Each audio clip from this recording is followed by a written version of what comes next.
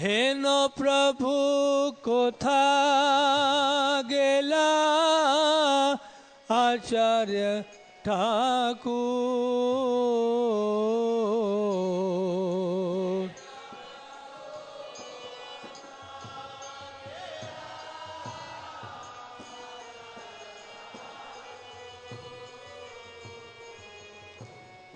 कहाँ मोरा स्वरूपा कहाँ सनातन।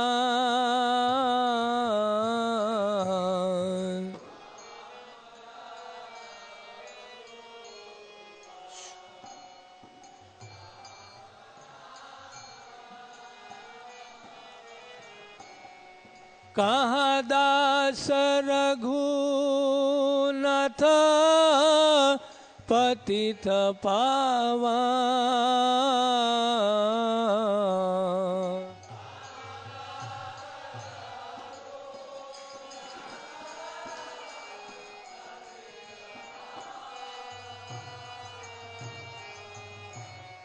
कहाँ मोरा भट योगा कहाँ कबीरा।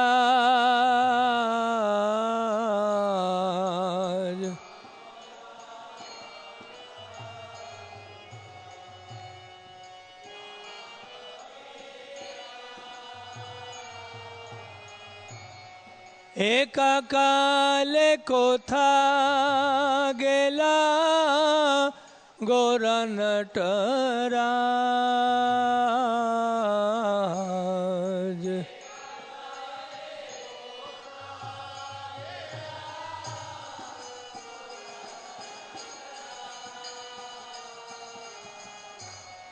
पाषाण कोटिबो माथा आनले पाशिबो।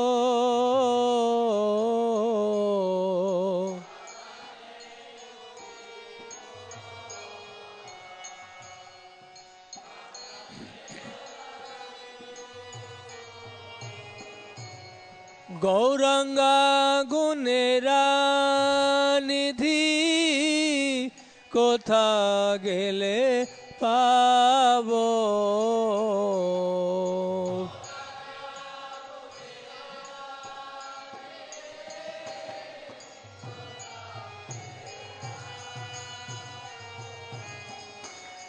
से सब संगीरा संगे जे कोई लो बिला।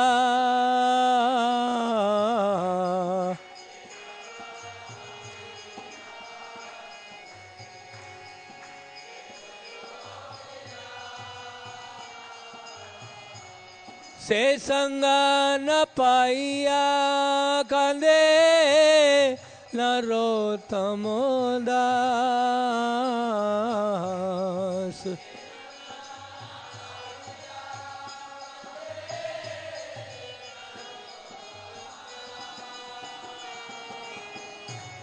जे अनिलो प्रेमा धना करुणा प्रचुर।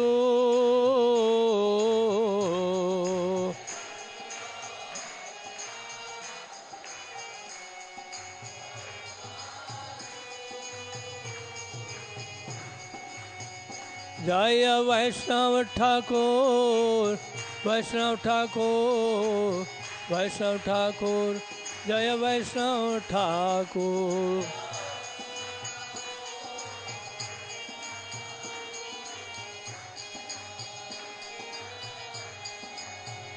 प्रभुपाद प्रभुपाद प्रभुपाद जय Prabhupada.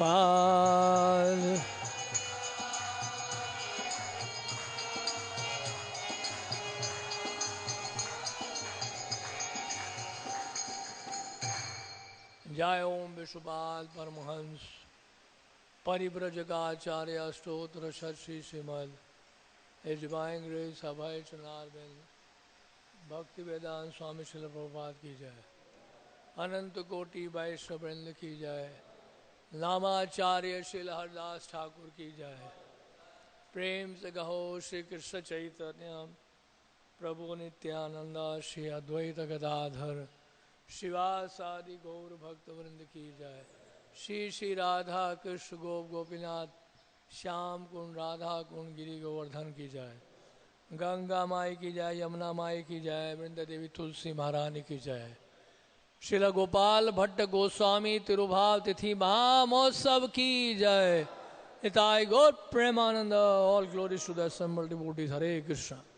All glories to the assembled devotees, Hare Krishna. All glories to Sri Guru and Gauranga.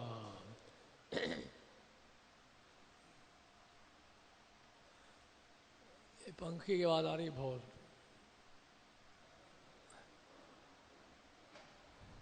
ओम अज्ञानतिमिरन्धस्य ज्ञानाञ्जनशलाकया चक्षुरुन्मीलितं येन तस्मै श्रीगुरवे नमः। श्रीचैतन्यमनोभीष्टं स्थापितं येन भूतले स्वयं रूपः कदा मह्यं ददाति स्वपदान्तिकम्। वाञ्छाकल्पतरुभ्यश्च कृपा सिन्धुभ्य एव च पतितानां पावनेभ्यो वैष्णवेभ्यो नमो नमः। जय श्री कृष्ण चैतन्य प्रभु नित्यानंद श्री अद्वैत गदाधर शिवासादि गौर भक्त वृंद। हरे कृष्ण कृष्ण कृष्ण हरे हरे, हरे राम राम राम हरे हरे।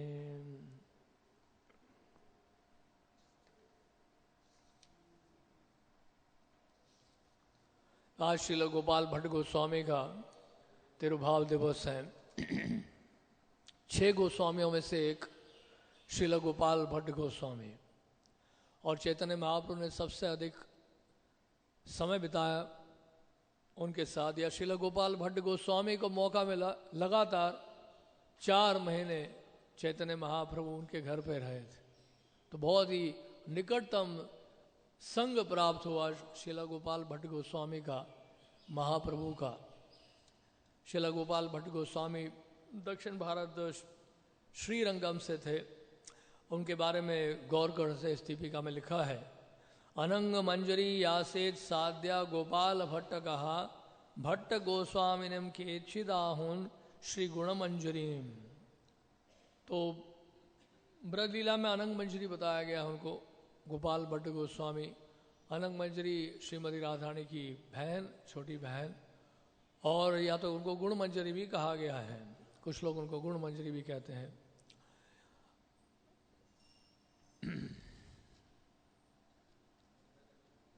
तो हम 6 गोस्वामी से कई गोस्वामी दक्षिण भारत के हुए हैं, जैसे रूप गोस्वामी, सनातन गोस्वामी, जी गोस्वामी, ये तो एक ही परिवार के हैं, ये कर्नाटक से थे, और गोपाल भट्ट गोस्वामी श्रीरंगम से थे। तो 6 में से 4 गोस्वामी दक्षिण भारत से हुए हैं। दक्षिणाट्य वैष्णव ब्राह्मण परिवार में श्रील गोपाल भट्ट गोस्वामी का आविर्भाव हुआ।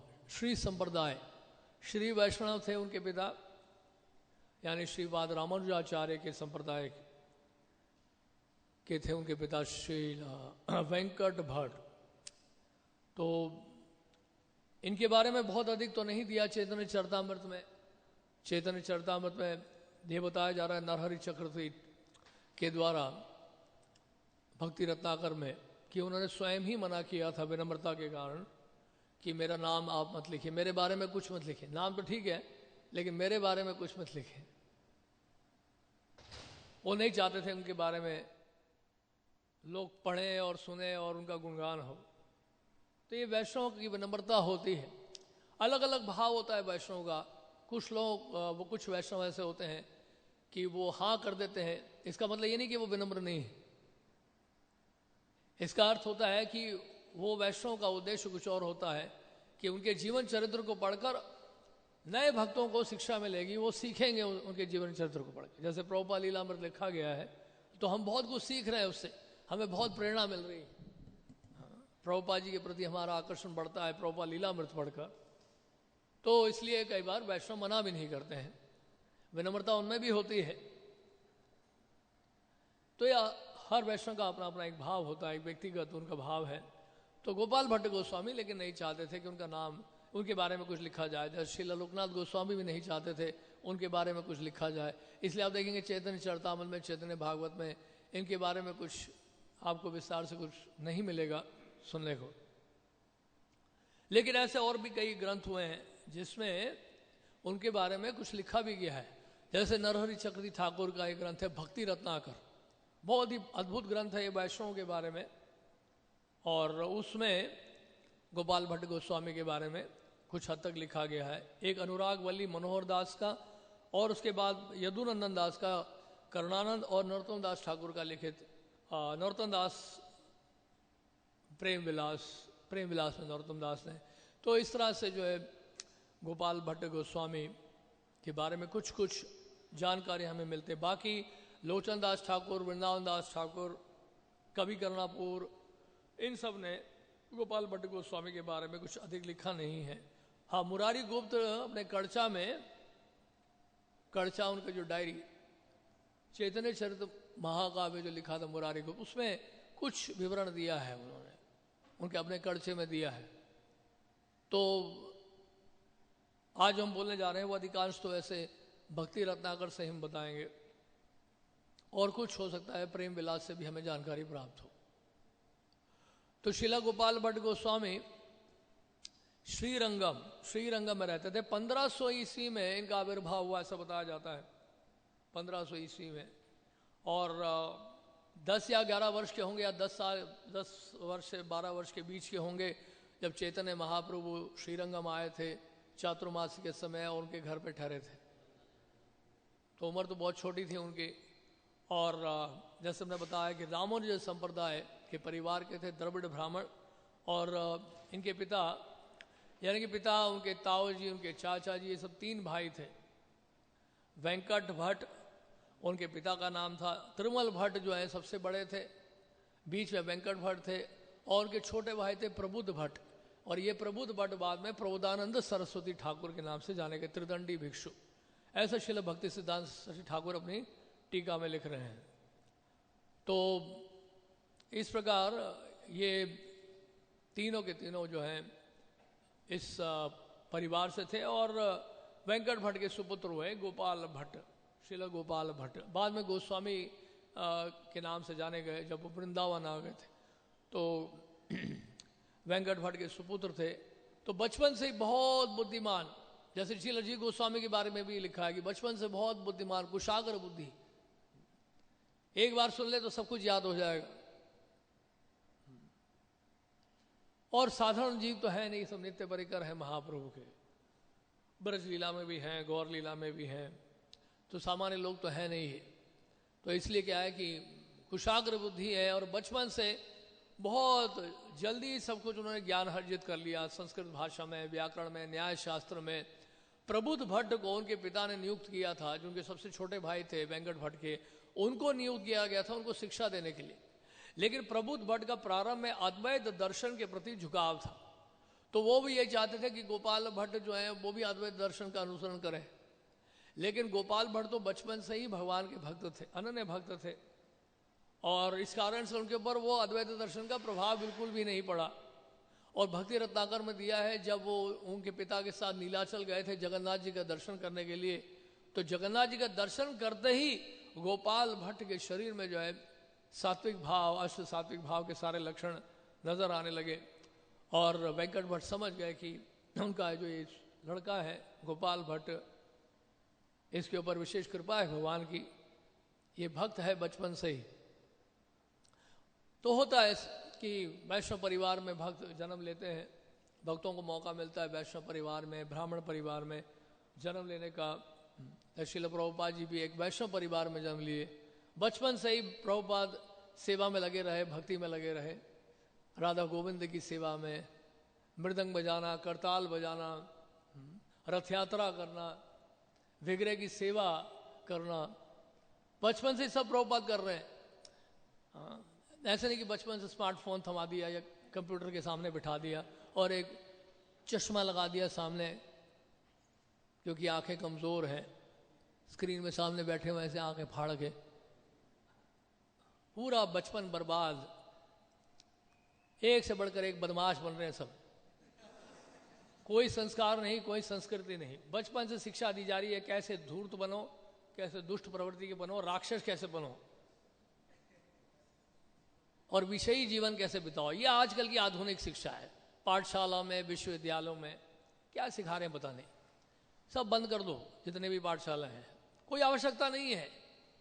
एक मनुष्य को जीने के लिए थोड़ा बोलना आना चाहिए, बस सुनना आना चाहिए, कुछ भाषाएं सिखा दो बस, और विशेष रूप से संस्कृत सिखा दो बस, और बंगाली सिखा दो, 2 भाषा सिखा दो बस, और कुछ सीखने की आवश्यकता नहीं है। संस्कृत सीख के श्रीमद् भागवत का अध्ययन करो और बंगाली सीखकर चैतन्य चरितामृत का अध्ययन करो। और अगर बहुत कुछ प्रचार के लिए आवश्यक है तो भक्तों को थोड़ा कंप्यूटर सिखा दो ताकि ऑनलाइन प्रीचिंग कर सके, विशेष रूप से कोरोना के समय। बस इतना पर्याप्त है, कोई आवश्यकता नहीं इतनी बड़ी बड़ी इमारतें बनाना, बड़े बड़े विश्वविद्यालय बनाना, इतना धन खर्च करके बिल्कुल बच्चों को वहां पे बिल्कुल जानवर बनाने के लिए भेजते हैं लोग। सब कसाई खाने हैं जितने भी हैं, सभी सब बंद कर दो, आग लगा दो सब में। लेकिन यहां पर हम देखते हैं गोपाल भट्ट गोस्वामी का सौभाग्य देखिए, ऐसा सौभाग्य हमें प्राप्त होता तो कितना अच्छा होता। सब जिंदगी बर्बाद हो गई। वो संस्कार लेके हम लोग यहाँ पे आते हैं, फिर ये ब्रह्मचारी कपड़े पहनते हैं, ब्रह्मचारी बोलते हैं एक दूसरे को। हम सब कुछ करने के बाद ब्रह्मचारी बनते हैं। मैं सबके लिए नहीं कह रहा, ऐसा अपने ऊपर मत लीजिएगा, मैं अपनी बात बता रहा हूँ। ऐसा ना सोचे कि हमारे बारे में बोल रहे हैं, किसी के बारे में नहीं बोल रहे, एक बात बताई जा रही है। तो सब कुछ करने के बाद ब्रह्मचारी आश्रम में आ रहे हैं, हम गेरुए वस्त्र पहन रहे हैं, सब कुछ कर लिया जो करना था, अब गेरुआ वस्त्र पहन लिया। कौन सा ब्रह्मचारी, क्या ब्रह्मचारी बताइए। ठीक है, कुछ तो परिवर्तन आया, कुछ उम्मीद है ना। कुछ ना होने से कुछ होना अच्छा है। कोई संस्कार नहीं है, कोई संस्कृति नहीं है, कोई सभ्यता नहीं है, और ऐसे में फिर भक्ति करना बड़ा मुश्किल हो जाता है। लेकिन वैदिक संस्कृति का जो अनुसरण कर रहे हैं, जिन घरों में वैदिक संस्कृति का अनुसरण बचपन से होता है, भले ही वो प्रत्यक्ष रूप से भक्ति ना करते हो, केवल वैदिक संस्कृति के ऊपर निर्भर हो, उस तरह का कल्चर अगर हो हमारी वैदिक संस्कृति का, ऐसी सभ्यता ऐसी संस्कृति में रहते हुए अगर पनपे और पले और बड़े हों, ऐसे लोगों के लिए भक्ति को स्वीकार करना बहुत आसान हो जाता है। क्योंकि ऐसे कई लोग हैं जिनके घर में वैदिक संस्कृति के अनुसार वो परिवार रहता है, शिष्टाचार, वो संस्कार रहते हैं, अच्छे संस्कार रहते हैं। बचपन से सिखाया जाता है कैसे आदर देना है, कैसे सम्मान करना है, कैसे बड़ों बूढ़ों की सेवा करनी है, प्रातःकाल उठ के मंदिर जाना है, भगवान का दर्शन करना है, 4 नियमों का पालन करना है। अंग्रेजों के आने से पहले चाय कॉफी था नहीं, तो फिर बचपन से गाय का दूध पी रहे हैं, दिमाग बहुत तेज है, एकदम से बुद्धि बहुत कुशाग्र है। चाय पिलाया होता है यहाँ पर, तो गोपाल भट्ट गोस्वामी कैसे संस्कृत भाषा सीख पाते। चाय पीकर बहुत मुश्किल है संस्कृत भाषा सीखना, उसके लिए गाय का दूध चाहिए, दिमाग बहुत तेज होना चाहिए, कुशाग्र बुद्धि चाहिए। हाँ। तो सब गंद मचा हुआ है संसार में। तो कल्चर से, संस्कृति से बहुत लाभ मिलता है, बहुत लाभ मिलता है। जैसे प्रभुपाद रोज उठकर सुबह सुबह भगवान का दर्शन करते हैं, उनके पिताश्री टिंग टिंग टिंग करके आरती कर रहे होते थे, और प्रभुपाद जी की आंखें खुल जाती, प्रभुपाद जाके खड़े हो जाते अपने पिता के पीछे और देखते राधा गोविंद जी की आरती को देखते। कितना बड़ा सौभाग्य देखिए कि आप आंखें खोलते ही सबसे पहले भगवान का दर्शन करते हैं। ऐसे हमारे दक्षिण भारत में एक प्रथा है, नए साल के उपलक्ष्य में क्या किया जाता है, अप्रैल के महीने में नया, मार्च अप्रैल के महीने में नया साल मनाया जाता है, जो वैदिक कैलेंडर के हिसाब से। तो दक्षिण भारत में इस प्रकार का प्रथा है। तो क्या करते हैं, हमारे घर में भी होता था ऐसे, सुबह सुबह उठा देते थे और उठते बोलते सारी बत्तियां बंद कर देते थे। तो यानी कि आंखें बंद करते हुए उठना है, आंखें बंद करते हुए उठेंगे और सीधा आपको पकड़ के भगवान के सामने बिठा देंगे, और आंखें खोलो, आंखें खोले तो सबसे पहले भगवान का दर्शन, तब आपके हाथ में एक सिक्का पकड़ा जाएगा 1 रुपए का। वो एक कल्चर, एक ट्रेडिशन है तो यानी कि उठे तो सबसे पहले भगवान का दर्शन किया। ये जो अंधेरा हम करते हैं मंगल आरती में, इसका एकमात्र आशय यही है कि अंधेरा मंगल आरती के समय हम किसी और को ना देखें, केवल भगवान का दर्शन सबसे पहले करें हम, ये उसका आशय है। प्रातः काल भोर उठते ही हम सबसे पहले भगवान का दर्शन करेंगे, पहली नजर हमारे जो है राधा पार्षार्थी के चरणों में होगी। ये उसका मतलब सिद्धांत उसके पीछे कि अंधेरा क्यों किया जाता है, क्योंकि उजाला होते ही फिर पशु पक्षी और एक दूसरे को देखना और बहुत कुछ चीजें दिखाई देंगी संसार में, लेकिन कम से कम उस समय ब्राह्म मुहूर्त में भगवान का दर्शन ही करें सबसे पहले, तो ये बड़ा हमारा सौभाग्य होता है। तो इस प्रकार गोपाल भट्ट गोस्वामी बचपन से ही मेधावी, एकदम से बचपन से इतनी विद्वत्ता प्राप्त कर ली उन्होंने, और बड़े बड़े मायावादियों को जो है उन्होंने पछाड़ा, मायावादियों को हराया, उन्होंने परास्त किया, और वैष्णव सिद्धांत का उन्होंने अनुसरण किया। तो प्रबुद्ध भट्ट की शिक्षा जो थी अद्वैत दर्शन की प्रारंभ में, उसका प्रभाव उनके ऊपर नहीं पड़ा, कि गोपाल भट्ट जो है बचपन से ही भक्त थे भगवान के। तो भाव भक्ति बहुत बचपन से ही प्रकट होने लगी थी गोपाल भट्ट में। और चैतन्य महाप्रभु 1511, लगभग 1511 कह लीजिए, चैतन्य महाप्रभु आषाढ़ के महीने में श्रीरंगम पहुंचे थे, वैशाख के महीने में नीलाचल पहुंचे थे 1510 के बाद संन्यास लेने के उपरांत, और उसके बाद फिर वो दक्षिण भारत की यात्रा में गए। तो पहली यात्रा उनकी जो हुई थी संन्यास लेने के बाद, नीलाचल जाने के बाद पहली यात्रा जो की चैतन्य महाप्रभु ने, वो दक्षिण भारत की यात्रा की थी।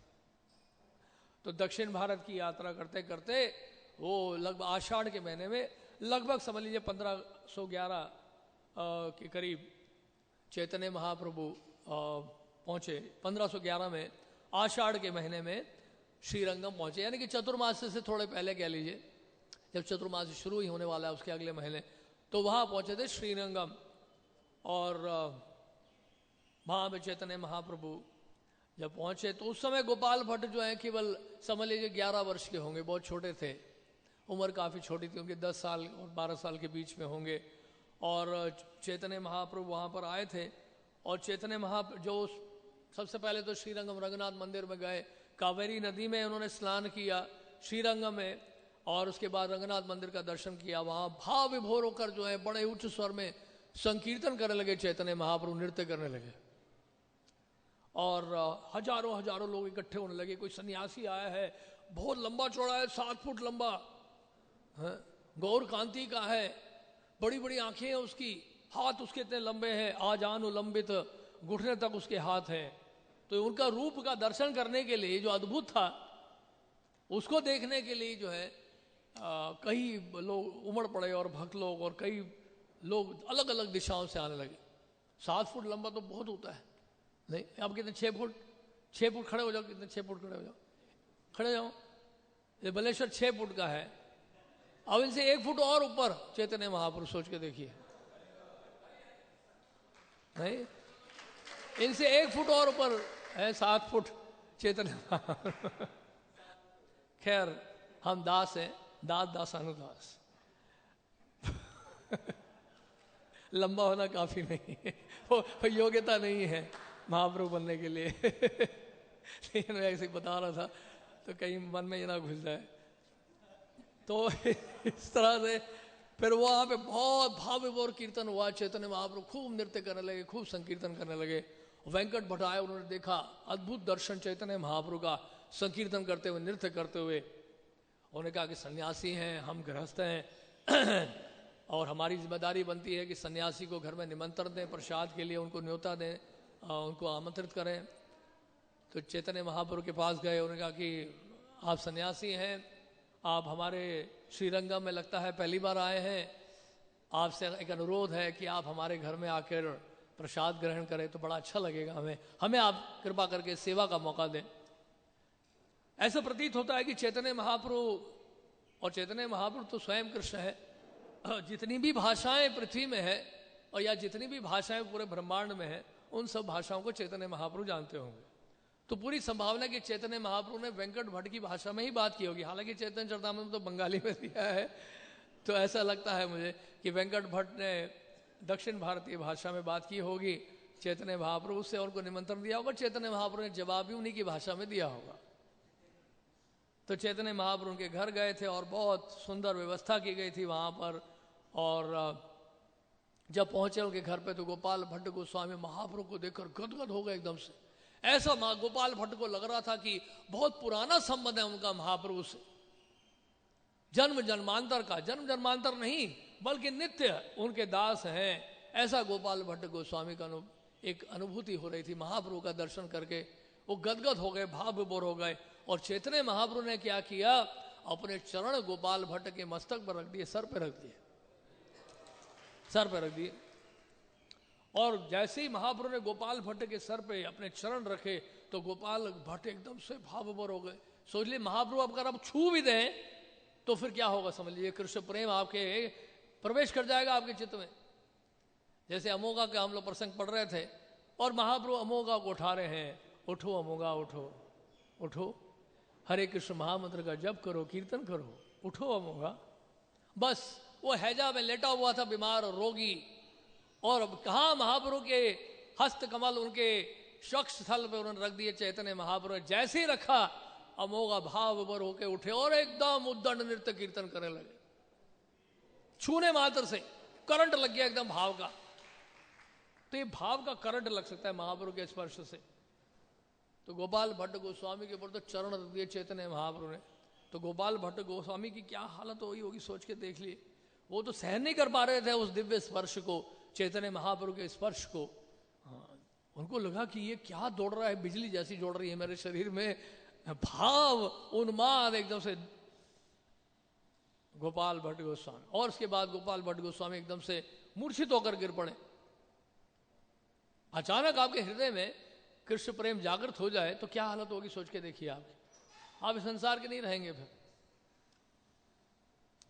तो फिर वेंकट भट्ट ने उसके बाद चैतन्य महाप्रभु के चरण धोए और उसके बाद कावेरी नदी के जल से चैतन्य महाप्रभु के चरण धोए गए। चरणामृत का पान किया उनके घर परिवार के लोगों ने, और गोपाल भट्ट को भी चरणामृत पान करने का मौका मिला। तो गोपाल भट्ट गोस्वामी ने जैसे ही चरणामृत का पान किया तो एकदम से भावावेश में आ गए। अष्ट सात्विक भाव के सारे लक्षण प्रकट हो गए गोपाल भट्ट के शरीर में। अश्रु, कंप, पुलक, स्वेद, गदगद होना, कंठ गदगद होना नहीं, रोमांच कंपा श्रुतरंग भाजो वंदे गुरोशी चरणारविंदम। तो सब सारे लक्षण जो हैं उनके शरीर में दिखाई दिए। गोपाल भट्ट के भाव विभोर हो गए, एकदम से एक्सटेसी में आ गए वो। और उसके बाद प्रसाद परोसा गया चैतन्य महाप्रभु को, और उसके बाद महाप्रभु का उच्चिष्ट सब भक्तों ने, वेंकट भट्ट ने, पूरे परिवार के सदस्य ने वो भी ग्रहण किया। सबको महाप्रसाद मिला चैतन्य महाप्रभु का।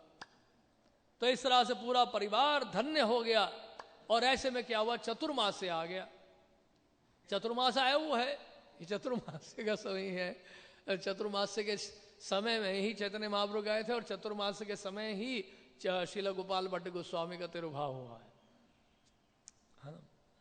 और तो उनसे प्रार्थना की महाप्रभु से कि देखिए चतुर्मास का समय है। उस समय जो सन्यासी होते थे चतुर्मास के समय यात्रा नहीं करते थे क्योंकि सड़कें पक्की नहीं होती थी।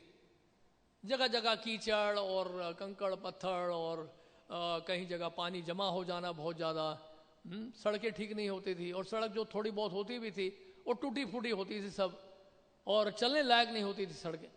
तो ऐसे में जाना, और बारिश के दिनों में क्योंकि अधिकांश स्थान जो होते थे जहाँ से निकलते थे वो सब जंगल हुआ करते थे। जगह जगह सांप, बिच्छू, और यहाँ देखते हैं कैसे कैसे सांप है, और ऐसे ही सांप सड़क में घूम रहे हो और आपको पदयात्रा में जाना हो तो कितना दिक्कत हो सकता है। कहीं कुछ सांप को आगे काट ले, आपको डस ले, तो दिक्कत है। तो इसलिए कि चतुर्मास में सन्यासी होते थे वो कहीं यात्रा में नहीं जाते थे। वो क्या करते थे, बैठकर एक जगह स्वाध्याय करते थे, महामंत्र का जप, या फिर गौर कथा या कृष्ण कथा, हरि कथा में जीवन बीतते, 4 महीने बिताते। तो इसलिए हरि भक्ति विलास में भी चतुर्मास के बारे में बताया कि इस चतुर्मास में इतना भजन करना चाहिए। क्योंकि यात्रा जब नहीं है तो करुणा ने एनफोर्स कर दिया है चतुर्मास से हमारे ऊपर। चतुर्मास से अधिक हो गया तो सबसे ही चल रहा है, जनवरी से ही चल रहा है, नहीं बहुत सारे चतुर्मास हो गए साल। तो ऐसे में क्या कर रहे हैं हमारे ब्रह्मचारी, हमारे सन्यासी भी एक जगह कथा कर रहे हैं। चैतन्य महाप्रभु के पद चिन्हों पर चलते हुए, क्योंकि इतने साल चतुर्मास्य में तो हमारे महाराज लोग सन्यासी लोग घूमते रहते थे, है ना।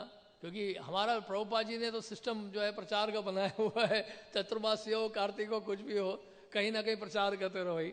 हाँ, तो चतुर्मास में भी इंटरनेशनल फ्लाइट्स में जाना और जगह जगह प्रचार करना जाके। लेकिन पहली बार हुआ इतने सालों में कि हमारे जितने सन्यासी हैं वो एक स्थान में बैठकर अपना भजन कर रहे हैं, प्रचार कर रहे हैं, कथा कर रहे हैं। तो चतुर्मास का पूरा आनंद लिया जा रहा है भक्तों के द्वारा। धन्यवाद करुणा को।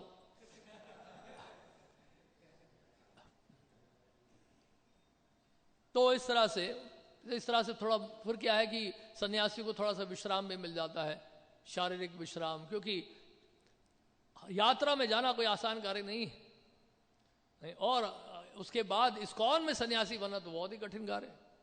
हर 2 दिन में 3 दिन में फिर ऊपर जाओ फिर नीचे जाओ, फिर ऊपर जाओ फिर नीचे जाओ, बहुत टफ है। यात्रा करना तो आसान कार्य नहीं होता है।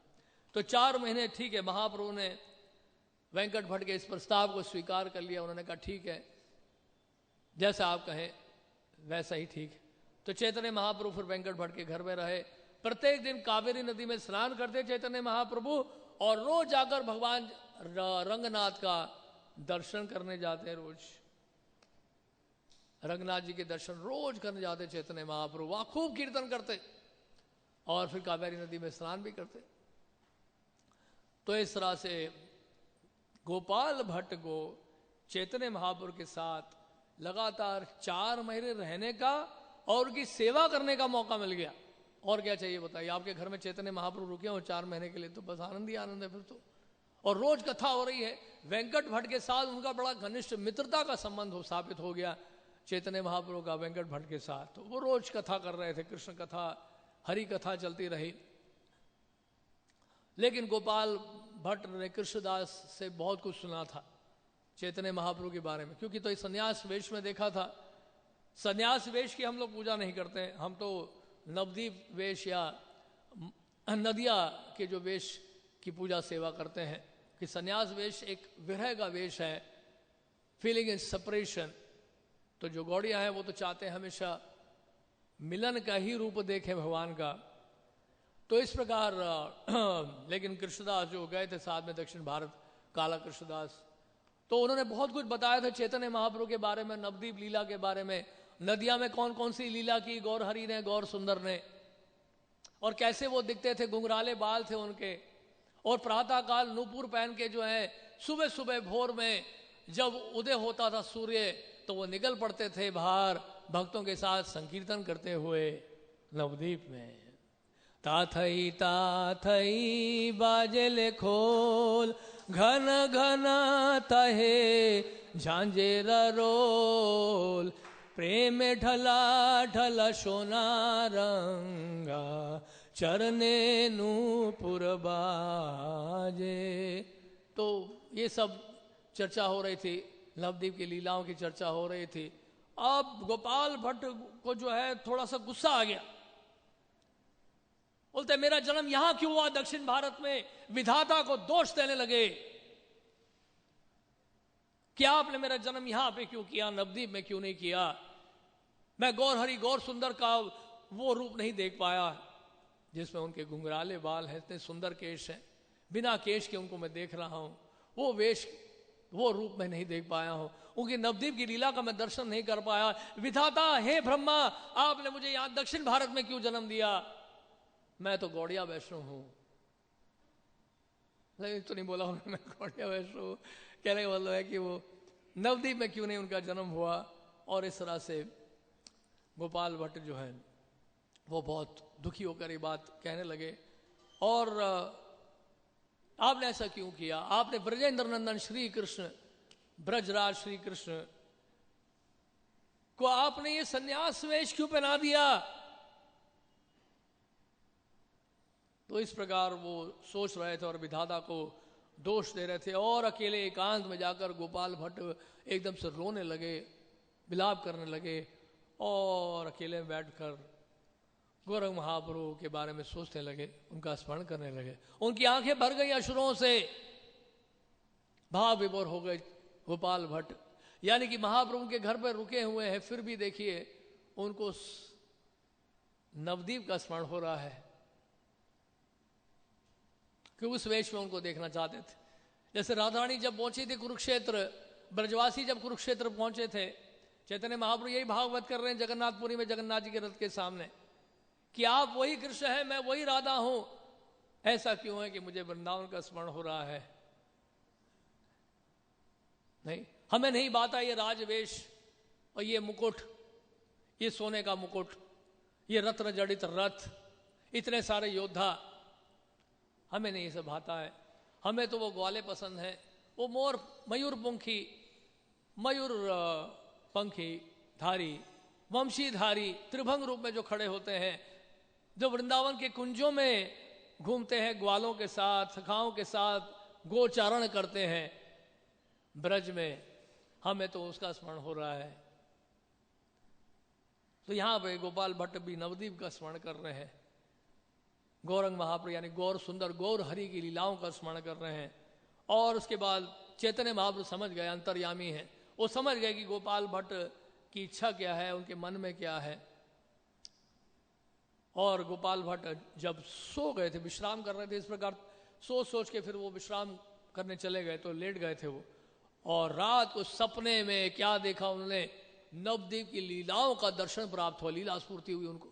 सपने में देख रहे हैं गौरंग महाप्रभु की लीला देख रहे हैं नवदीप की, और लीला दर्शन जब होने लगा तो उसके बाद जैसे ही वो सपना उनका टूटा, नींद उनकी टूटी, और उन्होंने क्या देखा, जब चैतन्य महाप्रभु के पास गए, जो चैतन्य महाप्रभु को एक ग्वाले के रूप में देख रहे हैं, कृष्ण के रूप में मयूर पंखी मोर पंख धारण किए हुए, वंशी धारण हुए, पीताम्बर वस्त्र धारण करे हुए, त्रिभंग रूप में खड़े हुए श्री कृष्ण सामने दर्शन किए उन्होंने गोपाल भट्ट ने। और उसके बाद उन्होंने क्या देखा, श्री कृष्ण को गौर हरि गौर सुंदर के रूप में देखा, जिनके घुंघराले बाल हैं, और वो अपने हाथ ऊपर खड़े हुए, उठे उनके उठे हुए हाथ, और गौर सुंदर गौर हरि उनके सामने खड़े हैं। उनके माथे पे बहुत सुंदर तिलक है, चंदन का लेप लगा हुआ है, बहुत सुंदर उनके गले में माला है, बड़ी बड़ी आंखें हैं, कमल नेत्र हैं, बहुत मधुर मुस्कान थी उनकी, गौर सुंदर की, गौर हरि की। और इस तरह से गोपाल भट्ट ने जो है गौर हरि का दर्शन किया। और उसके बाद फिर वो दंडवत किए गौर हरि को, गौर सुंदर को। गौर सदर को जैसे ही दंडवत किया उन्होंने, दंडवत करके जैसे ही उठे, उन्होंने क्या देखा, सन्यास वेश देखा।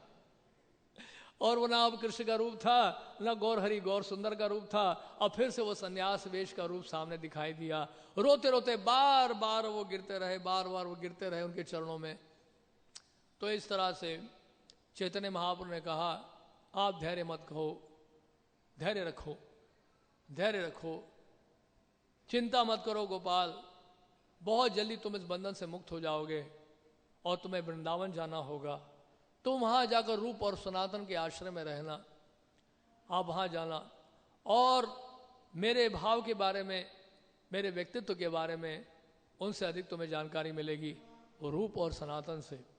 तो इस प्रकार चैतन्य महाप्रभु गोपाल को लेकर अपने उन्होंने गोदी में रखा, और उसके बाद महाप्रभु रोने लग गए, और उन्होंने अश्रुओं से गोपाल भट्ट को पूरा नहला लिया, पूरा उनका शरीर भीग गया गोपाल भट्ट का महाप्रभु के अश्रुओं से। तो बड़ा ही सुंदर प्रेममय आदान प्रदान उनके बीच में चल रहा था, चैतन्य महाप्रभु और गोपाल भट्ट के बीच में। और महाप्रभु ने विशेष शिक्षा दी थी वेंकट भट्ट को। महाप्रभु और वेंकट भट्ट के बीच में जो संवाद है वही हम यहाँ पे नहीं चर्चा करेंगे, क्योंकि फिर बहुत समय लंबा हो जाएगा, क्योंकि ये तो उनके बीच में चर्चा है। लेकिन ये जरूर है कि महाप्रभु और वेंकट भट्ट जब चर्चा कर रहे थे तो गोपाल भट्ट बहुत ध्यान से सुन रहे थे, महाप्रभु के एक एक शब्दों को बहुत ध्यान से सुनते थे गोपाल भट्ट, और उनकी कथा को, उनके संवाद को गोपाल भट्ट ने बड़े ध्यान से सुना। और ये संवाद आप पढ़ सकते हैं चैतन्य चरितामृत में, बहुत सुंदर इसका वर्णन दिया गया है। और उसके बाद गोपाल भट्ट के बारे में बताया जाता है कि बहुत दक्ष थे वो, शास्त्रों में बड़े पारंगत थे, और चैतन्य महाप्रभु की विशेष कृपा थी, और नर्तन गायन में भी बड़े दक्ष थे। इसलिए आज भी राधा रमन मंदिर में राधा रमन जी के सामने नर्तन और गायन होता है। वो गोपाल भट्ट गोस्वामी के द्वारा शुरू किया गया। उन्होंने ये प्रथा शुरू की थी कि राधा रमन जी के सामने नियमित रूप से यहाँ कीर्तन होना चाहिए, भजन होना चाहिए और नृत्य भी होना चाहिए। तो बड़े बड़े कलाकार आते हैं वहाँ पर राधा रमन जी के सामने, वो लोग भगवान की स्तुति करते हैं और वहाँ पर भक्त लोग आकर कीर्तन करते हैं और नृत्य भी करते हैं राधा रमन जी के सामने। तो इस प्रकार चतुर्मास से जब समाप्त होने लगा तो चैतन्य महाप्रभु बस अब गोपाल भट्ट से विदा लेने लगे और उन्होंने कहा कि धैर्य रखो गोपाल, आपकी सारी इच्छाएं पूरी होगी। और उन्होंने आशीर्वाद दिया और ये कहा जब तक आपके माता पिता हैं उनकी सेवा करो, उसके बाद आप वृंदावन आ जाना, लेकिन विवाह ना करना। तो गोपाल भट्ट को आशीर्वाद दे दिया चैतन्य महाप्रभु ने। इस तरह से चतुर्मास से बिताया गया वेंकट भट्ट के घर में। और वृंदावन की जब और निकल के गोपाल भट्ट के पिता की मृत्यु हो गई वेंकट भट्ट की, तो उन्होंने कहा कि अब मेरी जिम्मेदारी तो पूरी हुई, अब मैं जा रहा हूँ वृंदावन। कैसे गए वृंदावन? जैसे जब आप बछड़े को छोड़ोगे तो कहाँ भागेगी वो बछड़ा? कहाँ भागता है? गाय की ओर भागता है। नहीं, बछड़े को जैसे ही आप रस्सी खोलोगे तो कहाँ भागेगा बछड़ा? सीधा गाय के पास भागेगा। इसी तरह से जैसे ही वो बंधन से मुक्त हुए गोपाल भट्ट, कहाँ भागे वो? वृंदावन की ओर, वृंदावन की ओर प्रस्थान किए। और वहां पे चैतन्य महाप्रभु ने उनको कहा हुआ था कि आप वृंदावन जाएंगे, वहां आप रूप सनातन से मिलेंगे। रूप सनातन को समाचार मिल गया और गोपाल भट्ट गोस्वामी जब रूप सनातन से मिले तो वृंदावन के जितने भी वैष्णव थे, दिग्गज वैष्णव, सबको ये सूचना मिली और रूप सनातन ने उनको सबसे मिलाया, सबसे परिचय कराया कि चैतन्य महाप्रभु ने गोपाल भट्ट को यहां पर भेजा है। और ये समाचार इतना प्रचलित हो गया, इतनी सूचना फैल गई चारों तरफ कि एक संदेश वाहक को भेजना पड़ा महाप्रभु को संदेश पहुंचाने के लिए कि गोपाल भट्ट वृंदावन आ चुके हैं। सामान्य रूप से उस समय कोई चिट्ठी भेजने की कोई व्यवस्था नहीं थी, कोई पोस्ट ऑफिस नहीं था या पोस्टमैन नहीं था, ईमेल और इंटरनेट तो दूर की बात, वो था ही नहीं, व्हाट्सएप का जमाना था ही नहीं। इसलिए लोग बड़े सुखी थे उस समय, तब भजन हो पाता था, तब बड़े अच्छे से शास्त्रों का अध्ययन होता था। अभी एक हाथ में फोन, एक हाथ में गीता, बीच में 2 श्लोक पढ़ रहे हैं और बीच में व्हाट्सएप में जा रहे हैं। कितना देखिए मन हमारा भटकता है आज के समय में टेक्नोलॉजी के कारण। नहीं, उसमें मन को उत्तेजित करने वाला है, रजोगुण बढ़ाने वाला है। अगर इसको कृष्ण की सेवा में ना लगाएं तो बहुत ही खतरा है इन चीजों से। और इस समय ये सब था नहीं, बड़े शांति से लोग भजन करते थे, कोई डिस्टर्बेंस नहीं, कोई मेल नहीं, कोई कॉल नहीं, कोई इंटरकॉम नहीं, कोई स्मार्टफोन नहीं, व्हाट्सएप नहीं, कुछ नहीं। एक या तो कबूतर को भेजा या फिर किसी संदेशवाहक को भेज दिया। संदेशवाहक जाएगा, जाके बताया उसने महाप्रभु को, महाप्रभु गोपाल भट्ट पहुंच चुके हैं श्रीधाम वृंदावन। तो महाप्रभु ने भी उनके लिए कुछ विशेष भेंट भेजी उस संदेशवाहक के हाथ से। क्या क्या भेजा? डोर कोपिन भेजा, बहिर्वास भेजा और आसन भेजा। 3 चीजें भेजी चैतन्य महाप्रभु ने। किसके लिए? गोपाल भट्ट के लिए। गोपाल भट्ट को जब पता चला कि महाप्रभु ने मेरे लिए भेजा तो गदगद हो गए, एकदम से भावविभोर हो गए। अरे महाप्रभु ने मेरे लिए आसन भेजा, डोर कोपिन भेजा, बहिर्वास भेजा है। दंडवत करने लगे, प्रणाम करने लगे महाप्रभु की तदीय वस्तु को। क्योंकि सामान्यतया भगवान का जो कोई भी उनका जो सामान है या उनके वस्त्र हैं हम लोग पहन नहीं सकते जब तक प्रसाद के रूप में ना मिले। क्योंकि इसी तरह गुरु का भी, गुरु की शैया, गुरु का कमरा, गुरु का बिस्तर, गुरु का आसन, उसमें ना किसी को बैठना चाहिए, ना वो किसी को इस्तेमाल करना चाहिए, अपराध है।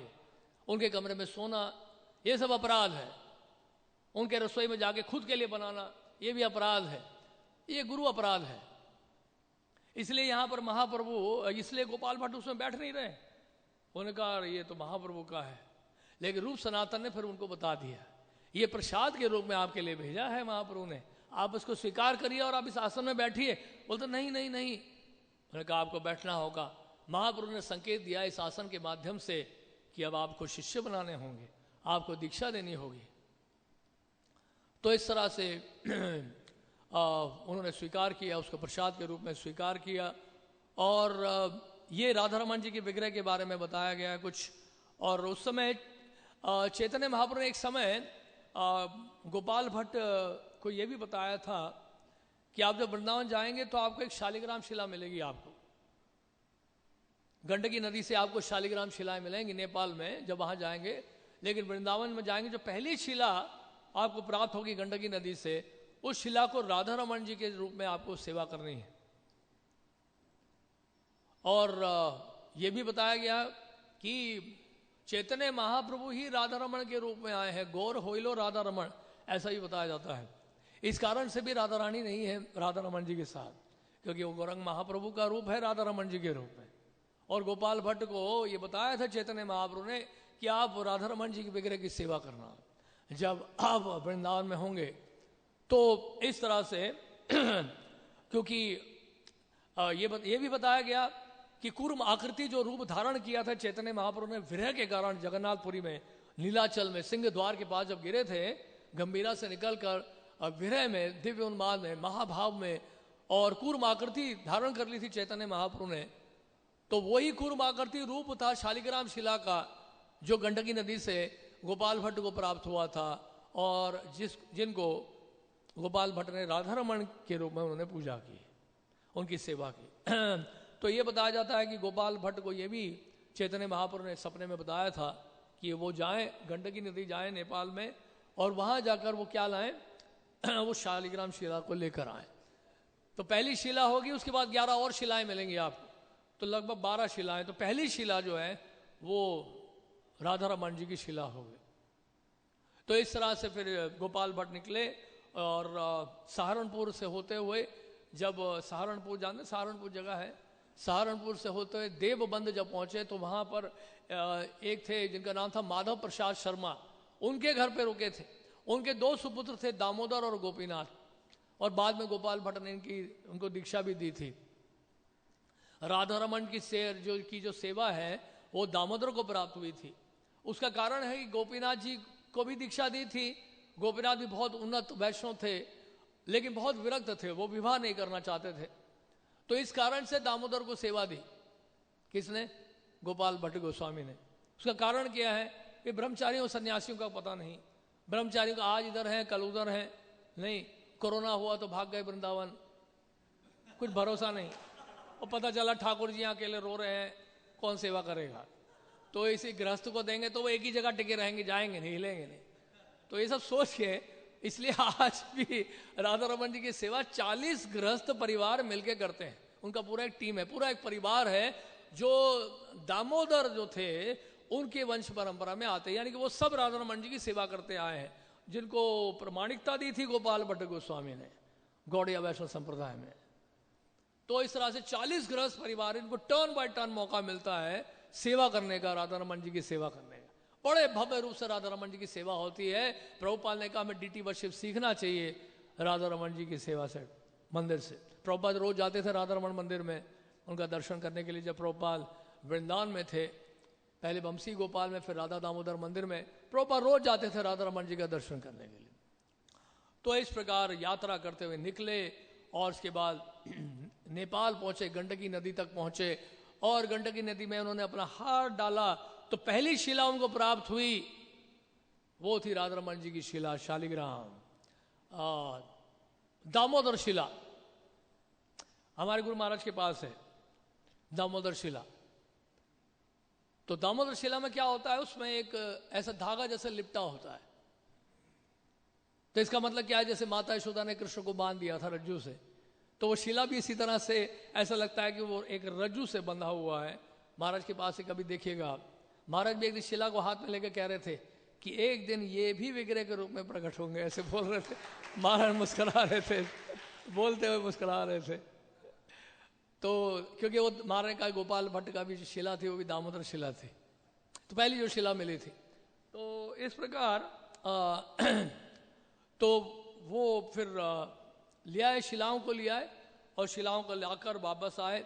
और फिर हमने बताया जैसे कि दामोदर और गोपीनाथ को दीक्षा भी दी थी और फिर दामोदर ने जिम्मेदारी ली थी आगे इसकी सेवा को आगे बढ़ाने के लिए गोपाल भट्ट गोस्वामी के बाद, और आज भी वो सेवा चल रही है। और जब वृंदावन पहुंचे जहाँ पर गोपाल भट्ट गोस्वामी की समाधि है, राधा रमन जी का मंदिर है निधिवन में, और वहाँ पर वो भजन कुटीर है गोपाल भट्ट गोस्वामी का। भजन कुटीर मतलब जिस टहनी पर, वृक्ष की टहनी पर उस पिटारी को या टोकरी को लटकाते थे जिसमें शिलाएं होती थी, वो स्थान जहाँ वो भजन करते थे, समाधि के बिल्कुल ही निकट आपने देखा होगा। तो वहाँ पे भजन किया करते थे। और एक दिन एक व्यापारी आया वृंदावन में, और व्यापारी जो है वो दान दे रहा था श्रृंगार के वस्त्र और आभूषण, अलग अलग विग्रह थे वहाँ, जो भी विग्रह स्थापित हुए थे पहले, मदन मोहन जी और ये सब स्थापित हो चुके थे। लेकिन मेरे तो शालिग्राम शिला का कोई रूप ही नहीं, बड़े दुखी हुए, काश इनका भी रूप होता और मैं भी श्रृंगार करता, वस्त्र पहनाता, बड़े दुखी हो गए वो। आपने देखा होगा राधा रमन जी के सर पे एक मुकुट है, और मुकुट लगभग सभी श्रृंगार दर्शन में दिखाई पड़ता है, वही मुकुट। वो मुकुट जो है उस व्यापारी ने दिया था, वो दोबारा आया था जब विग्रह के रूप में प्रकट हो गए राधा रमन जी, तो फिर वो व्यापारी दोबारा आया था, वो व्यापारी ने दिया था। उस व्यापारी का दिया हुआ वो मुकुट है जो आज भी राधा रमन जी पहनते हैं। लगभग हर श्रृंगार में वो आपको मुकुट देखने को मिलेगा। आपको दिखाएंगे, हमारे पास चित्र है, उसमें दिखा देंगे आपको। तो बड़ा अद्भुत राधा रमन जी का दर्शन। तो इस प्रकार जो है फिर 1542 में वैशाख पूर्णिमा के दिन, वैशाख में नरसिंह चतुर्दशी भी होती है ना शायद, नहीं, हाँ चतुर्दशी के अगले दिन ही हो गया, तो यानी कि पूर्णिमा का दिन 1542 वैशाख पूर्णिमा प्रातः काल, जब वो पिटारी खोलने लगे अपनी, यानी कि अपनी जो टोकरी है जिसमें जो भी है उसमें शिलाएं जिसमें रखी हुई थी, और जब खोला जैसी तो राधा रमन जी के विग्रह के रूप में प्रकट हो गए। और सबसे अद्भुत बात क्या है इस राधा रमन जी के विग्रह में, राधा रमन जी के विग्रह के जो पीछे है वो स्पॉट है, वो स्पॉट है, वो वहां पे वो चिन्ह है, जिससे पता चलता है कि जब शालिग्राम शिला वो प्रकट हुए विग्रह के रूप में तो फूटा होगा, नहीं ऐसे फूटा होगा ना, तो वो स्थान है जहां से वो फूट कर विग्रह के रूप में प्रकट हुआ। तो वो राधा रमन जी के विग्रह के पीछे वो चिन्ह है कि शिला जब एकदम से विग्रह के रूप में प्रकट हुई, शिला साक्षात, विग्रह साक्षात जो है स्वयं प्रकट हुई है, किसी ने बनाया नहीं है राधा रमन जी के विग्रह को। बहुत छोटे से हैं, बहुत सुंदर हैं, और ये बताया जाता है कि उनके जो चरण कमल हैं, तीनों रूप एक ही विग्रह में है। मदन मोहन जी के जो चरण है वो राधा रमन जी के चरण हैं, गोपीनाथ जी का जो वक्षस्थल है वो राधा रमन जी का वक्षस्थल है, और राधा गोविंद जी का जो मुखारबिंद है वो राधा रमन जी का मुखारबिंद है। यानी कि तीनों के तीनों विग्रह एक ही विग्रह में दिखाई पड़ते हैं। तो राधा रमन जी बिल्कुल मोस्ट कंप्लीट। तो इस प्रकार राधा रमन जी वहां विराजमान है। और यानी कि जैसे हमने बताया कि गोपाल भट्ट को पहले ही बताया था महाप्रभु ने कि रूप गोस्वामी सनातन गोस्वामी को बताया था कि आप जाइए और मैं आके फिर देखूंगा वृंदावन में कि आपने क्या क्या किया है। तो ये बताया जा रहा है कि अब वही महाप्रभु जो है अब वृंदावन आ गए देखने के लिए इन सब गोस्वामियों के कार्यों को। कैसे आ गए हैं? राधा रमन जी के रूप में है। तो इस प्रकार चैतन्य महाप्रभु की कृपा से और वहां पर यानी चैतन्य महाप्रभु स्वयं राधा रमन जी के रूप में प्रकट हुए। गोपाल भट्ट गोस्वामी को प्रमाणित किया था चैतन्य महाप्रभु ने दीक्षा देने के लिए। और उसके बाद फिर क्योंकि हम जानते हैं रूप गोस्वामी, सनातन गोस्वामी और रघुनाथ दास गोस्वामी ये सब शिष्य नहीं बना रहे थे, हाँ, बहुत विनम्रता के कारण। और यहाँ तक कि हम जानते हैं उन्होंने कोई शिष्य बनाया नहीं। और फिर उन्होंने बताया चैतन्य और गोपाल भट्ट को कि महाप्रभु चाहते हैं कि आप दीक्षा दें, लेकिन वो चाहते थे कि एक और व्यक्ति कोई हो दीक्षा देने वाला, अकेले ये संभव नहीं होगा कि बहुत लोगों को दीक्षा दें। तो फिर जी गोस्वामी बहुत छोटे थे उस समय, तो रघुनाथ भट्ट गोस्वामी को चुना गया। तो रघुनाथ भट्ट गोस्वामी को कहा कि आप गौड़ देश में, बंगाल देश में जाके प्रचार करेंगे, वहां दीक्षा देंगे, और पश्चिम दिशा के जो भक्त हैं उनको दीक्षा देंगे गोपाल भट्ट गोस्वामी। और गोपाल भट्ट गोस्वामी के प्रमुख शिष्यों में एक शिष्य हैं जिनका नाम था श्रीनिवास आचार्य। देखिए चैतन्य महाप्रभु केशव भारती से संन्यास लिया था, और सबसे पहले महाप्रभु ने केशव भारती को कान में क्या बताया, कल रात को एक ब्राह्मण ने मुझे सपने में आके बताया, ये मंत्र मेरे कान में उच्चारण किया, आप सुनना चाहेंगे? मैं आपसे पूछना चाहता हूँ ये मंत्र है क्या, इसके बारे में। तो केशव भारती के कान में वो मंत्र फूंक दिया महाप्रभु ने पहले, उसके बाद केशव भारती से संन्यास लिया था। तो यहाँ पर भी ऐसे ही कुछ हुआ है। और यहाँ पर पहले तो गोपाल भट्ट गोस्वामी को चैतन्य महाप्रभु ने ऑथराइज किया कि वो दीक्षा दें। अब श्रीनिवास आचार्य को भी चैतन्य महाप्रभु का क्या बताया जाता है, उनका एक आंशिक अवतार बताया जाता है, पार्शियल मैनिफेस्टेशन बताया जाता है चैतन्य महाप्रभु का श्रीनिवास आचार्य को। तो इस तरह से श्रीनिवास आचार्य गोपाल भट्ट गोस्वामी के फिर शिष्य के रूप में प्रकट हुए। तो इस प्रकार श्रीनिवास आचार्य उनके शिष्य हुए गोपाल भट्ट गोस्वामी के। गोपाल भट्ट गोस्वामी का जो तिरुभाव है वो 1586 में हुआ, लगभग 86 वर्ष की उम्र में। और ठीक 100 साल चैतन्य महाप्रभु के आविर्भाव के बाद उनका तिरुभाव हुआ गोपाल भट्ट गोस्वामी का। आज के दिन चतुर्मास के समय आज के दिन हुआ। और उन्होंने कई ग्रंथों की रचना की, जैसे षट संदर्भ कारिका, यानी कि पहले जो यानी कि श्री जीव गोस्वामी के द्वारा जो लिखित षट संदर्भ है उसके जो पहले क्या कहते हैं रचना जो है वो गोपाल भट्ट गोस्वामी के द्वारा हुई थी। यहाँ स्वयं बता रहे हैं कि उस श्लोक में जी गोस्वामी उस षट संदर्भ की भूमिका में श्रील जी गोस्वामी बोलते हैं कि इस ग्रंथ को लिखने की प्रेरणा मुझे रूप और सनातन गोस्वामी से मिली। उनके एक पुराने मित्र हैं जो दक्षिणाट्य ब्राह्मण हैं, उन्होंने पहले से ही इसकी रचना कर दी है। और कुछ और पुराने वैष्णवों के द्वारा लिखे गए कुछ ऐसी रचनाएं हैं, ग्रंथ हैं, और उसको आधार बना के ही मैंने आगे विस्तार किया है षट संदर्भ के रूप में। तो जी गोस्वामी ने पहले ही गोपाल भट्ट गोस्वामी को श्रेय दे दिया षट संदर्भ लिखने से पहले। और ये बताया जाता है, बलदेव विद्याभूषण सूचना देते हैं कि पुराने वैष्णव का मतलब है, जी गोस्वामी बताना चाह रहे हैं कि रामानुजाचार्य, मध्वाचार्य, श्रीधर स्वामी और दक्षिणाट्य ब्राह्मण वैष्णव ब्राह्मण गोपाल भट्ट गोस्वामी। तो ये सब वो पुराने वैष्णव हैं जिनकी लिखी हुई रचनाओं और ग्रंथों के माध्यम से आधार बनाकर उसको श्रील जी गोस्वामी ने षट संदर्भ प्रस्तुत किया। और इसके अलावा षटक्रिय सार दीपिका गोपाल भट्ट गोस्वामी के द्वारा, संस्कार दीपिका और कृष्ण कर्णामृत के ऊपर भी गोपाल भट्ट गोस्वामी ने बहुत सुंदर टीका लिखी है। तो इस तरह से गोपाल भट्ट गोस्वामी का आज तिरुभाव दिवस है। और आज भी बहुत सुंदर उनकी सेवा और उनकी समाधि वृंदावन में ही है, निधिवन में, राधा रमन मंदिर के बिल्कुल पीछे आप उनका दर्शन किया होगा गोपाल भट्ट गोस्वामी का। हरे कृष्ण। श्रील गोपाल भट्ट गोस्वामी तिरुभाव तिथि महामहोत्सव की जय। श्रील प्रभुपाद की जय। हरे कृष्ण। सब लोग पुष्पांजलि के लिए षट गोस्वामियों के पास आ जाएं। सब लोग मेरे पीछे बोलें। ओम अज्ञान तिमिरान्धस्य